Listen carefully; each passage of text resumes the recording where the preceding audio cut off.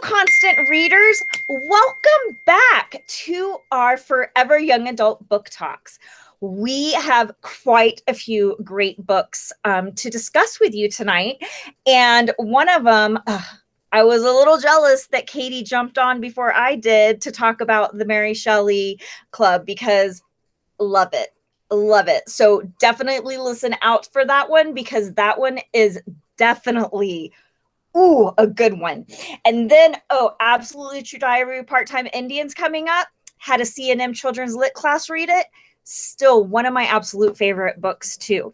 So tonight, to get started, this might this is our last talk like for the official school year. It's crazy. Like 2020, 2021. Dude, glad it's over. Peace out. We need to move on. Okay. So tonight I'm going to talk about two different books that I found in my library because now that I'm back, I get these subscription boxes to the library and they send me like 4 books once a month. And I'm like super stoked because this book that I'm going to talk about first, These Violent Delights, keeps showing up on Amazon. I know others in this group feel my pain because they're like, oh, Amazon told me I should buy this book. Amazon said buy this. And so I just had not because I just was like, no, I haven't really heard anything about it. Got it in my box yesterday at the library. And all right, anybody who has gone through 9th grade English probably has read Romeo and Juliet. Maybe you've read it multiple times. Romeo and Juliet, one of the most known Shakespeare plays. Well, this is a Romeo and Juliet retelling, and it takes place in the 1920s, and it takes place in Shanghai. Interesting take on that, right? And so, if you like retellings, I'm going to urge you to try this. These Violent Delights by Chloe Gong. It's a good read. It's fast. Love those Shakespeare retellings, but it keeps true to the story of Romeo and Juliet. And so it is begging the question of why do we keep reading that book in 9th grade? So we have this, These Violent Delights. Check out the cover, check out the book. Let us know what you think. And now on to my next friend, Steve Pinzone. Thank you, Misty. Yeah, I'm already transitioning into the beach reads, the just fun stuff. I mean, did a lot of heavy literature this year as a teacher on Black Boy, and we're ending now with we're wrapping up Julius Caesar. So I just need, and I love those great works of literature, but I'm just burning through some fun stuff. So my first book is Reckless. It's a graphic novel by Ed Brubaker and Sean Phillips. And they're my favorite comic duo. Ed Brubaker, great writer. Cool fact about him, he invented the Winter Soldier character. That's his invention. Yeah. Anyways, they're the masters of noir. This is a great neo-noir. It's a series, but they're basically releasing, each issue is like a 100-page graphic novel. And they're doing like 2 a year, and this is the first one. It's this guy Ethan Reckless, who is a former 60s radical, and now he's kind of like a reclusive, burnt out guy living in it's in the early 80s. It's set in the early 80s of LA. He's lives upstairs in a movie theater. He kind of ties himself away, just watches old movies and stuff, and he like does PI work now on the side. And this fugitive from his past calls him up and like needs his help, and it kind of unravels like the relationship they used to have. And then he's on this case to investigate what's really going on. And this is just, these guys are rewriting and bringing back great Pulp Fiction, and just, man, this stuff is, everybody raves about the old Hollywood noir movies. These guys are reinventing it, and just this, you pick it up and you can't put it down. Every time I read these, single read. The art is amazing. It's gritty. It's got all the tropes of noir, but it tends to feel fresh and not empty. Still has substance and something like some piece of social commentary to say. Great stuff. 5 out of 5 stars for comics. and just to get people into noir. It's a genre that will surprise you. That's it. I'm going to move on to Deborah. Hey, peeps. So I'm bringing back a blast from the past tonight. So Misty might have mentioned this is my book. It's The Absolutely True Diary of a Part-Time Indian, which I had to look. It was actually published in 2007. That's a long time ago. And I first read it in a class at UNM with a certain professor who's in the book club with us right now. So you're welcome, yes. And I remember reading it then and thinking, what a great book. So really, this is a book about a character, basically. And this character, his name is Arnold Spirit Jr., and he goes by Junior. He's a 14-year-old. He lives on the res in Spokane. And he is a mess. He is physically disabled. He's very bright. But he's poor. He comes from a whole line of interesting people in his family. But he's also bright, sensitive. He's a smart ass, and everything out of his mouth is funny. So he tells this book in a series of short chapters that's written like a diary. So think Diary of a Wimpy Kid, but kind of edgy. Arnold is a little edgier than Greg Heffley. And it does have illustrations in it, which really helped the story out a lot. So the illustrator is Ellen Forney. She did a wonderful job. So this is Arnold's story. The reason he's a part-time Indian is because he decides that he needs to get off the res and go to school in a nearby white town. And so he's part-time white, part-time Indian. And he is basically trying to fit into both worlds. And there's a quote from the book that I never realized the first time I read it. It opens up with a quote from Yeats saying, "There is another world, but it is in this one." And Arnold has to figure out these two worlds and kind of make them work together. It's got a lot of gritty, interesting information. There's poverty, there's alcoholism, there's abuse, there's violence. Arnold gets beat up on a regular basis. But I cannot imagine anyone not liking this character. He's brutally honest. He's funny. He grows up. He draws everything he sees because, as he says, his world is a series of broken dams and floods, and my cartoons are tiny little lifeboats floating him through the world. So this is not for your youngers. I'm teaching it with my 8th graders now, and it's a little edgy in places even for them. So I would say definitely 8th grade and up.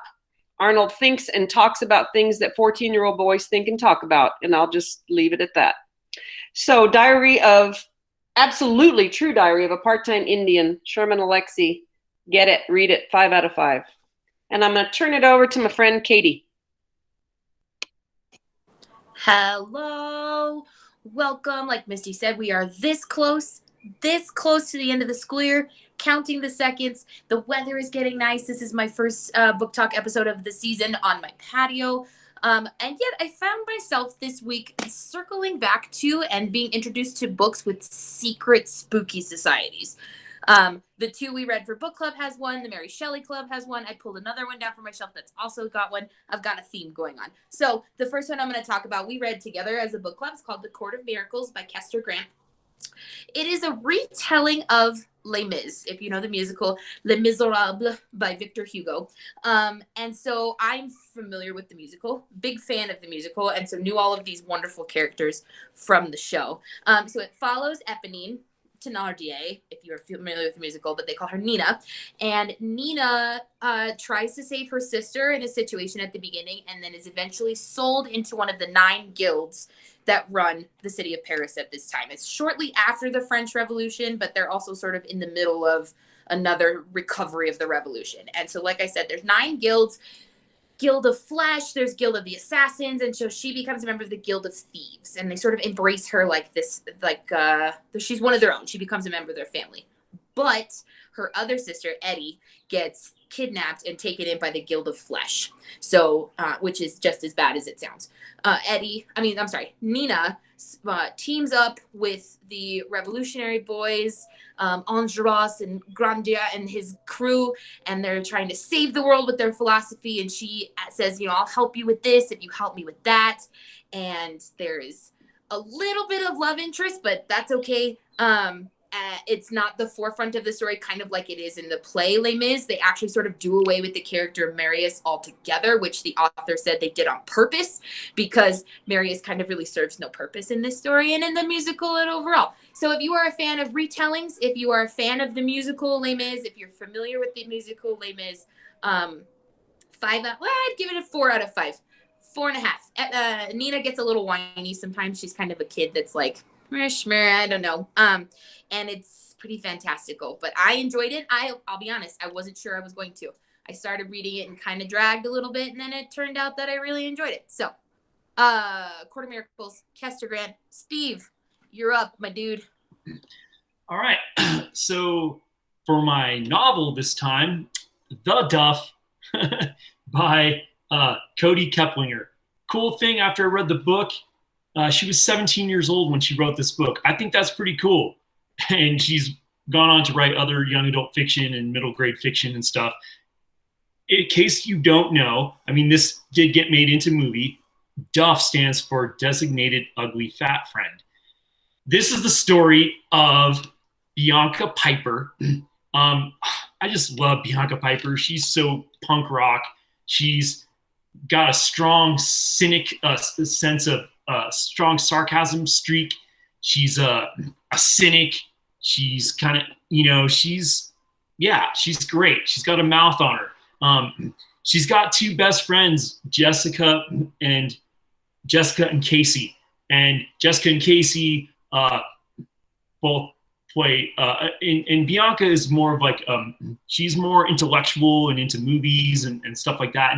And her friends are athletes, and they don't really say anything about her physical appearance, except we know that she does not have, she's got dark hair and she's shorter than her friends. So it's all we really know about her physical appearance. Her friends are taller, and one of them's blonde, and they're very popular, but they've been friends like all through their school years. So they're like a trio, a girl trio. And Leslie Rush is the, enter stage right man candy, super popular, attractive, all-star athlete. Bianca and Leslie know each other because they've gone to school together, but she can't stand him. He is everything she absolutely hates. He's like walking chauvinism, but there's that kind of love-hate attraction thing going on. And basically he calls her a duff, not so much for a physical put down, but for the thing is she relies on her friends too much. And every social group kind of has their beta. And that's what a duff is. So surprisingly, Bianca and Leslie start having a relationship. It's kind of like to fill the voids. And her parents are going through a divorce. She's trying to deal with that. He's never had any kind of a real relationship. He's going through that. They're actually perfect for each other. And it kind of takes them the process of the book to realize that. And this book is just great, light read, but also has some depth to it. And I think the voice, probably because the author was 17 when she wrote it, it just feels genuine. This is a 3.5 out of 5 stars. I went a little over time. Sorry about that. So I'm going to move it on to Heather. Thank you. For this week, read The Kingdom of Back by Marie Lu. And I'll have to say I didn't intend to read this book, and I didn't think I wanted to read this book. And I went to the public library because I had a hold that was ready, and this was on the Check Us Out book display, so I grabbed it. So I love that librarians always circulate books to the Check Us Out book display and make it easier to do some impulse shopping in the library. So Marie Lu, of course, wrote, what did she write? Legend, right? The Legend series, right? And I read maybe the first one of that. I didn't feel compelled to read the whole thing. I felt like that whole trend kind of got too popularized for me. So I didn't think I wanted to read this. And this is completely different. This is completely different story. So I was really happy. The Kingdom of Back is this backstory of Mozart's sister. And Mozart has an older sister. I haven't even looked up if that's real or not, right? But and women aren't supposed to be composers, so she kind of keeps her composing secret. She really is supposed to be the family prodigy. Doesn't really work out that way. And then when her brother is like 5 years old, he sits down next to her and starts practicing, and is just amazingly good at memorizing and playing. So they tour together as prodigies, but they get their inspiration jointly together because there's this, I don't know if he's a fairy or mystical boy that they visit in one of her dreams. And she travels with them to the dream, and it's a secret her and her brother end up sharing. And it's this secret kingdom that they travel to. You know, they're driving their carriage to Vienna to perform, and it overturns. And when they step outside, the rocks are lit up blue. And she notices the wheels of the carriage are like the music sheets, and the rocks are the notes. And then that becomes something she composes that Mozart plays. And so it's a really cool, like, magical realism story, backstory to Mozart's sister. And I love it. Who's next? I am. All right. So, for my second book, I broke out of my little like safe area of reading a little bit because if you have, been with us in some of our talks, you've heard me say I am not really a fan of realistic fiction. I'm not. Dig fantasy, love science fiction, paranormal. You got some vampires, I'm down for it. Realistic fiction, not so much. But this one, I was walking through the library and it just popped out to me. And it's called Heretics Anonymous, and it's by Katie Henry. And I really enjoyed it. It's one of those books, and it's on a topic that at least I haven't seen a lot of books written about. It's a book about faith. And Michael goes to a new Catholic school, and Michael is an atheist. And so he thinks he's found his people. When he goes to this Catholic school, he's found like these outliers, and he's like, oh, dude, this is awesome. I can be myself. I can be, an atheist with you. And the girl, Lucy, who he is a little bit crushing on a little bit, she's like, I'm not an atheist. I want to be a priest. And she's, 100% down for her Catholicism. Did I say that right? I think so. And so she is like, no, this is just our group. I am a diehard feminist, though. And so I think that we need to talk about these women in history of the church that have been treated poorly. And so love Lucy. And so the whole little group, it has Michael, the atheist. It has another boy who is Jewish. So it's like they just find their people together. This is a topic I don't see a lot of in young adult literature. Books that really deal with faith and religion. Yes, there's Christian fiction out there. I think it's a little bit different. And it's a nice take on it. It's not a preachy book. It's not a book that's like, oh, believe in the one and all God, or don't believe in God. It's Katie Henry. She leaves it and she writes in a way for you to be able to come to your own understanding. And I think that's something that we need more of in young adult fiction now. We need some more realistic stories about how we can help our youth determine what it is we truly believe in and why we believe in it. So check it out, Heretics Anonymous. Her next book is about doomsday, so that's a good one too. Check it out. And now to close us out, let's go to Katie. Thanks, friend. So, if you're brand new, hi, my name is Katie. I love horror things, horror books, horror movies, horror TV shows. I'm obsessed. Most of us here in the group are. Maybe I shouldn't say most. Misty and I for sure are, and we are particularly obsessed with Mary Shelley's Frankenstein.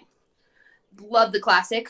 Love the adaptations I've seen. If you are a 12th grader, you've possibly read it. I know that 12th graders at my school, Rio Grande High School, read it in some of their English classes, and so I'm obsessed. Favorite classic monster, Frankenstein, followed very closely by Dracula. So when we saw this book, The Mary Shelley Club, by Goldie Moldavsky, released like 2 weeks ago. Fresh drop. I knew I had to buy it. So the Mary Shelley Club is about a secret society at this prep school in Manhattan called Manchester Prep. Our main character, Rachel Chavez, has just moved to Manhattan, to Manchester Prep. Her mom is an instructor at that school. They just moved from Long Island. Rachel experienced a pretty horrific trauma in her house the year before. Her house was broken into, and she thinks she is responsible for the death of one of the people who broke into her house. So they moved to Manhattan, started this new school. She's on a scholarship, so there's a very distinct difference between her and her classmates.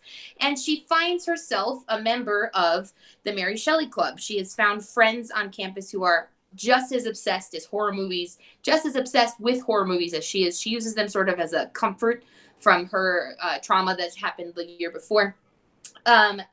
The club has rules, right? You don't talk about the club. Everybody plays the game called the fear test, where they reenact and set up sort of scary movie classic situations. They have a target. You have to make the target scream. There's all these rules attached to the game, which is all fun and games. And Rachel feels like she's found her people until people start to die. And Rachel also starts to see who could be one of the other attackers from her house in the previous year. So now they have to get to the bottom of who is following Rachel. Are they out to get her? Why do people keep dying in this game? There's intrigue. There's scary movies. I have to gush for a second. So the creation of when Mary Shelley wrote Frankenstein with her husband, Lord Percy Shelley, there's this whole myth and legend about how they wrote it, and they were in Switzerland on this lake and blah, blah, blah, but nobody actually tells them in the classic myth why. This book does.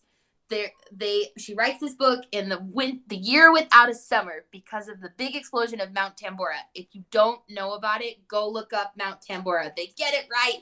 5 out of 5, not just because they got it right, but fun characters, easy read, super speedy. The tagline on the front says, a little bit Scream, a little bit Gossip Girl, a pulpy, page-turning, suspenseful read that keeps you up all night.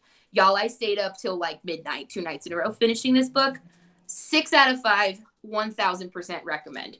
So with that concludes this episode of Forever Young Adult, Lovers of YA Lit. As Misty said, by this time, next book recording, we will be done with school. 2020, 2021, get out. We're ready for the next school year. So we hope that we have provided you at least a little bit of fun reading during this sort of stressful, unprecedented school year. And stay tuned for us in the summertime, where we will find more fun things to read and share with you over the summer break.